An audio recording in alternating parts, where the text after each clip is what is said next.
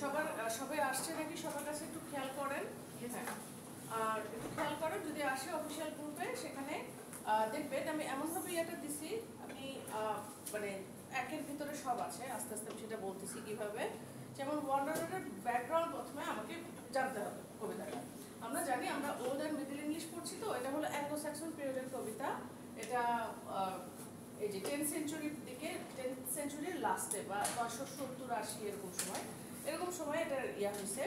কবিতাটা 115 লাইনের, এবং আমরা জানি অ্যাংলো স্যাক্সন পিরিয়ডে অ্যালিটারেটিভ ভার্স, যেমন পাখি পাকা পেঁপে খায়, এই ধরনের যে ভার্সগুলো একেবারে কবিতার চাইল্ড রাইমগুলো এরকম হয় আর কি, এই ধরনের ভার্সে লেখা হতো তখনকার দিনে কবিতা। আর কবিতাটা এক্সেটার বুকের নামের ওই লাইব্রেরিতে ইংল্যান্ডের ওখানে রক্ষিত আছে। আর অ্যাংলো-স্যাক্সন ভার্সের ক্ষেত্রে কম্পোজার, কম্পাইলার এগুলো সব আননোন থাকে, অ্যানোনিমাস থাকে। আসলে কবিতাটার নাম আপনারা এখন দেখতে পাচ্ছেন দ্য ওয়ান্ডারার, আসলে নামটাও ছিল না, ওটাও অ্যানোনিমাস ছিল, কবিও অ্যানোনিমাস ছিল, পরবর্তীতে নাম দেওয়া হয়েছে দ্য ওয়ান্ডারার। আচ্ছা, এখানে কবিতার মধ্যে কিভাবে কবিতাটা স্ট্রাকচার সেটা একটু বলছে পরের প্যারাতে। কবিতার মিটার হলো 4 স্ট্রেস লাইন। লাইন মানে স্ট্রেস মানে হলো যে অল্প প্রাণ মহাপ্রাণ, মানে স্ট্রেস দিয়ে দিয়ে কবিতায় কি হয়, মানে একটা কবিতা, আমরা যে কখনো কি কেউ কবিতা আবৃত্তির কোনো কোর্স করেছেন, ঢাকা ভার্সিটির ছাত্ররা কিন্তু মানে যারা ইয়ে তারা করে, তখন দেখেছি ওরা বলছে মানে আমরা যেরকম বাংলা ব্যাকরণে ইন্টার সেকেন্ড ইয়ারে যেরকম দেখেছি ঘোষ অঘোষ অল্প প্রাণ মহাপ্রাণ ধ্বনির যে ইয়াগুলো আছে ওরকম ব্যাপারগুলো, কবিতার ইয়াগুলো ওই জিনিসগুলো শেখানো হয়। তো কবিতায় ওরকম জিনিসগুলো। তারপরে এই কবিতার মধ্যে জ্যোতিচিহ্নের বা সিসরা মানে হলো জ্যোতিচিহ্ন, জ্যোতিচিহ্ন মানে কি দাড়ি কমা কোলন সেগুলো ইয়ে আছে। সো ফুল স্টপ সহ। আর English poetry most of the কবিতার মতোই এটা অ্যালিটারেটিভ মিটার লেখা আছে। আচ্ছা, এটা হলো জাস্ট ব্যাকগ্রাউন্ডে বলা হচ্ছে।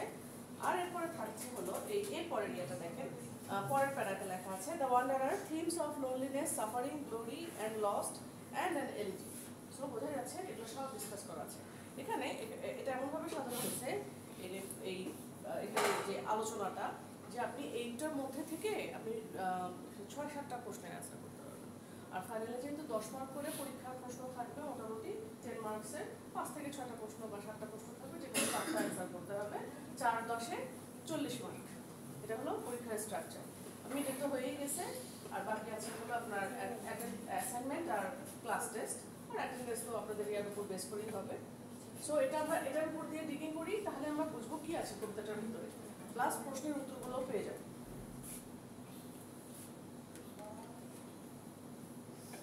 আচ্ছা, ওয়ান্ডারার হলো একটা great example of old English poem. শুরুতে এরকম বলা আছে, আমরা কবির নাম জানি না এবং তারা একটা প্রিজার্ভ করেছে সেটাও জানি না।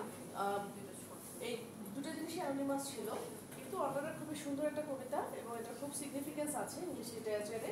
এটা একটা স্যাড পোম। সো আমরা এটাকে এলিজি বলতেই পারি। আমরা এলিজি মানে কাকে বুঝি, আমরা এতদিন ইয়ে করে জেনেছি যে কোনো ধরনের স্যাড এন্ডিংয়ের কোনো ইয়া আর কি, স্যাড থিমের উপর বেস করে কোনো কবিতা, কোনো মানুষ বা কোনো থিম, কোনো শিশুর বিয়োগে শোকগ্রস্ত হয়ে যে কবিতাগুলো লেখা হয়। আর এর সাথে কবিতাটার আপনার হিস্টোরিক্যাল সিগনিফিকেন্সও আছে, সাইকোলজিক্যাল অ্যানালাইসিস এই কবিতাটার খুব ভালো। তো আমরা অলসো এটা দেখতে পারি যে influence of religion in this poem, এর মধ্যে সাইকোলজিক্যাল অ্যানালাইসিসটা আছে, রিলিজিয়নের ব্যাপারটা আছে, এবং ওভারঅল এটা খুবই সুন্দর একটা কবিতা এবং ইংলিশ লিটারেচার স্টুডেন্টদের এটা মাস্ট পড়া উচিত।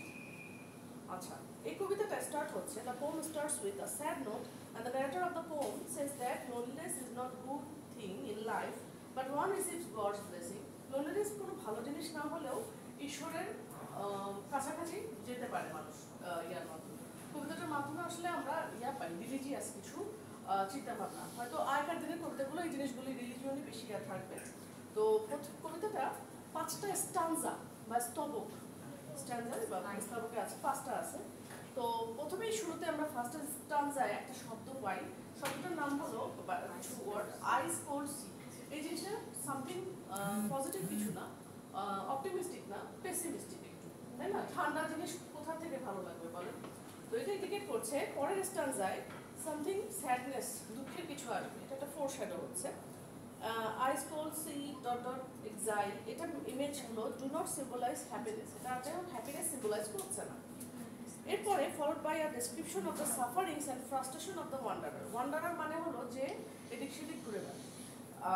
তো এরপরে যেটা হচ্ছে তার সে ডেসক্রিপশন দিচ্ছে তার সাফারিং এবং তার ফ্রাস্ট্রেশন নিয়ে। ওয়ান্ডারার বলছে যে ভ্রমণকারী যে ঘুরে বেড়ায় আর কি, যে এখানে ইতস্তত ঘুরে বেড়ায়, সে বলছে যে আমি আমার বন্ধু এবং আত্মীয়দেরকে মারা যেতে দেখেছি।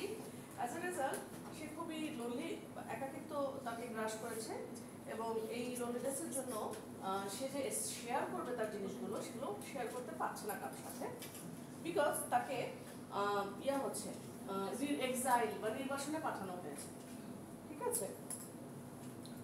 Suffering with alien. First of all, he had left his homeland, and secondly, all his friends and relatives had died. তাকে তার নিজস্ব বাড়ি, হোমল্যান্ড মানে কি আমার দেশের মাতৃভূমি, সেখান থেকে তাকে বিতাড়িত করা হয়েছে এবং তার বন্ধু আত্মীয় স্বজন সব মারা গিয়েছে। অতএব সে ডিসাইড করেছে সে তার সিক্রেট কারোর সাথে শেয়ার করবে না, কারণ যেখানে তাকে নির্বাসন দেওয়া হয়েছে সেখানেও লোকজন আছে কিন্তু তার পরিচিত না। ওয়ান্ডারার চিন্তা করতে থাকে যে এটা বেটার হবে, যে চুপচাপ থাকাই বেটার হবে এবং তার সাথে কথা না বলাটাই বেটার হবে, আর এটা তাকে সেফটি দিবে, এটা সে মনে করছে। আর এই কবিতার মাধ্যমে হি রিমেম্বারস হিজ পাস্ট, কবিতার মাধ্যমে সে কন্টিনিউয়াস তার পাস্টকে রিমেম্বার করতে থাকে। একসময় তার সব কিছু ছিল, once he had everything, he always thinks about his sufferings and doesn't find any pleasure in this life. সে সবসময় চিন্তা করছে যে কত সাফার করলাম জীবনে, আমার জীবনে কোনো শান্তি নেই, এবং পাঁচটা কথা চিন্তা করতে থাকে। একসময় আমার সব কিছু ছিল, তো সে খুব দুঃখে থাকে বা ডাল বা গ্লুমি থাকে তার, এবং চিন্তা করতে থাকে যে যদি কিছু বন্ধু আর আত্মীয় স্বজন পাওয়া যেত চলার পথে, তাহলে ইয়াটা আর কি কতই না ভালো হতো। বাট যেটা হারায় গেছে সেটা হারায় গেছে এবং এখন সেটা ফিরেও পাওয়া যাবে না।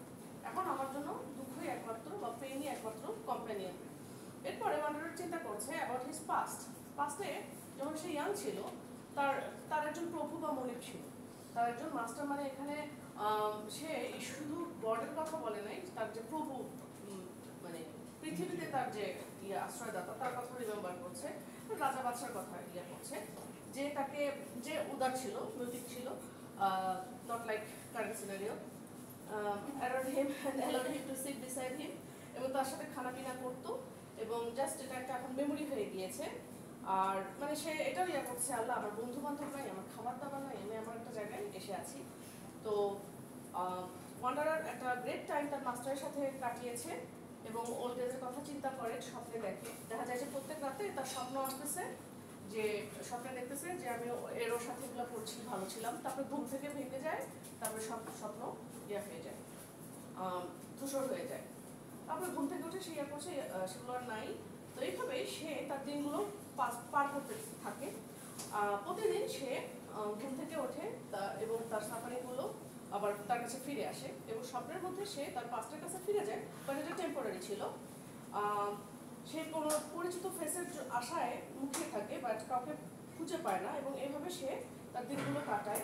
তো এত কিছু সাফারিংয়ের মধ্যেও এই তার মানে পরিণত বয়স বা বৃদ্ধ বয়সে সে রিয়ালাইজ করে যে একজন জ্ঞানী মানুষকে অবশ্যই ধৈর্য ধরতে হবে। One wise man must be patient, he shouldn't হারি অর বি উইক। তাকে তাড়াহুড়া করা যাবে না, তাকে দুর্বল হওয়া যাবে না। এর মানে হলো একজন জ্ঞানী মানুষ তার ইমোশনগুলোকে কন্ট্রোল করতে শেখা উচিত, তাই না হলে তার জীবনটা রুইন হয়ে যাবে। তার এটা মনে রাখা উচিত যে তাকে বেশি উত্তেজিত হওয়া যাবে না, তাকে ফার্স্ট্রেটেডও হওয়া যাবে না। হ্যাঁ, বয়স্ক মানুষের তো এগুলোই আর কি, কিন্তু সে বলছে এগুলো আমরা যদি ইয়াং বয়সেও যদি প্র্যাকটিস করতাম তাহলে ভালো হতো, আর একটু আমরা ভালো থাকতাম। He should keep these things in mind and he could control his life in this manner, then his life will become successful. যদি এভাবে আমি চলতে পারি তাহলে আমি জীবনে সাকসেসফুল হব। তো সাকসেসফুল হওয়া তো কি বৃদ্ধ বয়সে এসে তো না, সেটা সেই ইয়াং এজকে মিন করেছে, যে ইয়াং এজও একটু কন্ট্রোল ওয়েতে থাকা উচিত। আর এরপরে ওয়ান্ডারার যে কবিতাটা বলছে তার মুখ দিয়ে, তার থার্ড পার্সন থেকে, তার নিজের থেকে বলতেছে, পয়েন্ট অফ ভিউ থেকে মানুষকে বলছে যে he has gained a lot of experience in life and a person becomes wise when he grows old. আমি অনেক অভিজ্ঞতা সঞ্চার করেছি এবং তখনই একটা মানুষ মানুষ জ্ঞানী হয় যখন তার বয়স হয়, বিকজ তার অভিজ্ঞতার ঝুলিটা বেশি থাকে। আবার অভিজ্ঞতা বা ম্যাচিউর হওয়া কিন্তু শুধু বয়সের সাথে সাথে ডিপেন্ড করে না। ধরেন একটা মেয়ে বা একটা ছেলে, তার বয়স 20 বছর, তার মা বেঁচে আছে, তার এক ধরনের এক্সপিরিয়েন্স জীবনে। আবার একটা ছেলে বা মেয়ে 20 বছর, তার মা বেঁচে নেই, সে কিন্তু থেকে শিখবে। সো বা এটা একই অবস্থা, আর্থিক অবস্থাও 20 বছর কারো, তার বাবা ধরেন ওই যে অবৈধভাবে বড় লোক হওয়া লোক, তার একরকম জীবন হবে, আর যারা গরিব দুঃখী ছেলে মেয়ে তাদের একরকম জীবন হবে। এক্সপিরিয়েন্সেরও ব্যাপার আছে আর কি জীবনে, সেটা যে কোনো বয়সে হতে পারে এক্সপিরিয়েন্সটা। তো if somebody tries to achieve something quickly in life, then he will lose everything. যদি কুইকলি সবকিছু, এই যে আমরা যে শর্টকাটে বড় লোক হয়ে যাব, এইটা আর কি, তাহলে সবকিছুই আলটিমেটলি হারাতে হবে। এই যে মানুষ 15 বছর কম সময় না, কিন্তু আলটিমেটলি হেরে ফেলেছে সবকিছু। এটা ক্লাস ইয়ার। আচ্ছা, সে এখন জাস্ট কিছু ওল্ড মেমোরি নিয়ে ঘুরে বেড়াচ্ছে এবং একদিন সে মরেও যাবে। কবিতার শেষে কবি বলছে, সে বলছে যে ঈশ্বর, আমি তোমার কাছ থেকে মাফ চাই বা ক্ষমা চাই, God's forgiveness, and wonder things that God will give you peace. এবং সে আশাবাদী যে গড তাকে অবশ্যই শান্তি দেবেন। আচ্ছা, এই কবিতার হিস্টোরিক্যাল সিগনিফিকেন্সও আছে, ঐতিহাসিকভাবেও সিগনিফিকেন্স আছে। এটা মেনশন করার মতো যে poem was composed at a time যখন England's political condition was very different. ওই সময় ইংল্যান্ডের পলিটিক্যাল কন্ডিশন খুবই ভিন্ন ধরনের ছিল। আমরা জানি ইংল্যান্ড তো তখন ডেভেলপ করে নাই, তখন তো বিভিন্ন আশেপাশে ডেনমার্ক, জার্মানি, ওখানকার লোক এসে ওখানে রাজত্ব করতো। জর্জার মুলুকতার যুদ্ধবাদ জাতি ছিল এরা, Jute, Saxon, Anglo Saxon period, Anglo Saxon, ওরা এসে ইংল্যান্ডে সেটেল হওয়া শুরু করে এবং জীবন খুবই অনিশ্চিত ছিল। মানুষজন ডিফারেন্ট ব্যাকগ্রাউন্ড থেকে তারা একসাথে বসবাস করতো এবং সেখানে কোনো ল ছিল না। There was no security in people's lifes, মানুষের জীবনে কোনো সিকিউরিটি ছিল না। যুদ্ধ এবং কনফ্লিক্ট, বিগ্রহ, এগুলো খুবই কমন ব্যাপার, যেটা অনেক মানুষের মৃত্যু ঘটাতো। No one could say that if he would live tomorrow, কেউ জানতো না সে পরবর্তী দিনে বাঁচবে কিনা। Most of the youth thought of joining the army as there were no good jobs due to frequent war.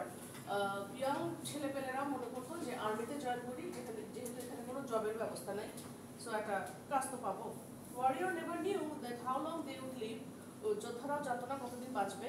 Wanderer এই কবিতাটা beautifully captures this political condition, although it tells the story of the sufferings of an old man. এই জিনিসগুলো তুলে ধরছে, যদিও একজন old ম্যানের suffering এর কথা বলা হচ্ছে। This old man lost everything in life and narrated the story of his life through this poem. সে তো নিজের ইয়াটাই তার জীবনের কাহিনীটাই বলেছে।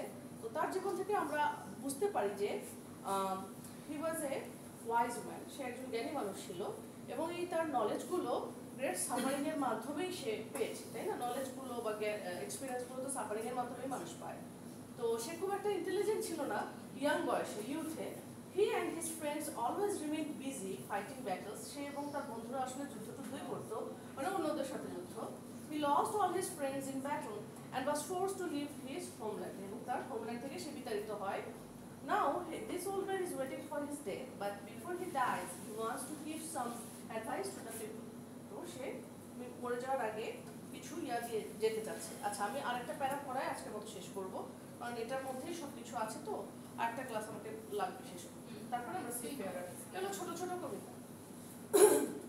তাহলে এটা কিন্তু ওভারঅল, এটা যদি আমি পড়াচ্ছি এখানে আলটিমেটলি আপনি বুঝতে পারবেন অ্যান্সারগুলো কী হবে, জাস্ট পার্ট বাই পার্ট। এরকম ধরেন আমি যদি বলি হিস্টোরিক্যাল সিগনিফিকেন্স বলেন, তাহলে প্রথমে ইন্ট্রোডাকশনের যে প্যারাটা, তারপরে দু একটা প্যারা বলে এই হিস্টোরিক্যাল সিগনিফিকেন্সের কথাটা বললি হয়েছে।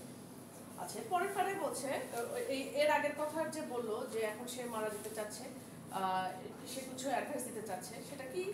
If you notice carefully, we would see that loneliness is the main theme of this poem. এই কবিতার মেইন থিমই হলো একাকিত্ব।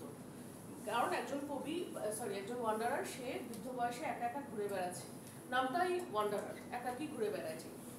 loneliness এখানকার মেইন থিম। এখানে তার আশেপাশে মানুষ আছে, there are people around him, but he doesn't know them and has no relationship with them. তাদের সাথে কোনো সম্পর্ক নাই। আর he can't share anything with them or express his feelings. সে তাদের সাথে কিছু তার ফিলিংসগুলো এক্সপ্রেসও করতে পারছে না।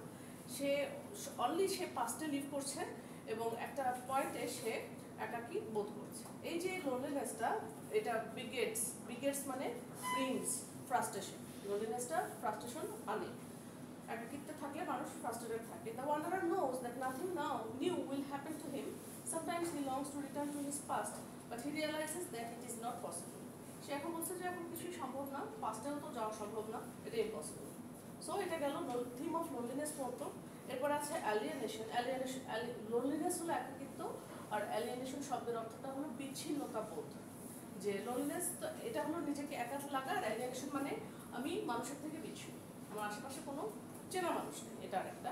সেটা নিয়ে এখানে কয়টা প্যারা আছে, এলিয়েনেশন এই অর্ধেকটুকু পরে বললেও চলবে। সো এখান থেকে আমরা তাহলে বুঝলাম যে